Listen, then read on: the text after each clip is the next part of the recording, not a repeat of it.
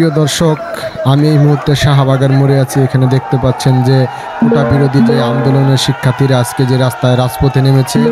এখানে দেখতে পাচ্ছেন যে শত শত শিক্ষার্থী, পুলিশের এক পর্যায়ে দেখা যাচ্ছে আমাদের এই পাশে প্রশাসন অনেক দাঁড়িয়ে আছে, কারণ বাজারের দিকে এরা যেতে দিতে চাচ্ছে না এই শিক্ষার্থীদের। তাই আমরা আপনাদের দেখানোর চেষ্টা করব। দেখুন আমাদের এই পাশে অনেক পুলিশ দাঁড়িয়ে আছে, এরা যেন সামনের দিক না এগোতে পারে সেজন্য এরা ব্যারিকেড দিয়ে রেখেছে।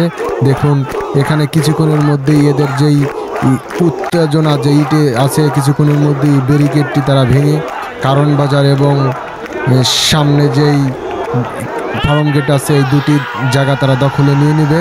আর এই মুহূর্তে যারা ভিডিওটি দেখতেছেন অবশ্যই ভিডিওটি শেয়ার করে পাশে থাকবেন। আর এরা যে আন্দোলন করতেছে কোটা বিরোধী, সেই আন্দোলনের পক্ষে কিনা একটু আপনার মতামত জানতে চাই। দেখুন এরা এই মুহূর্তে ব্যারিকেডটি ভেঙে কারণ বাজারের দিক তারা চলে যাচ্ছে।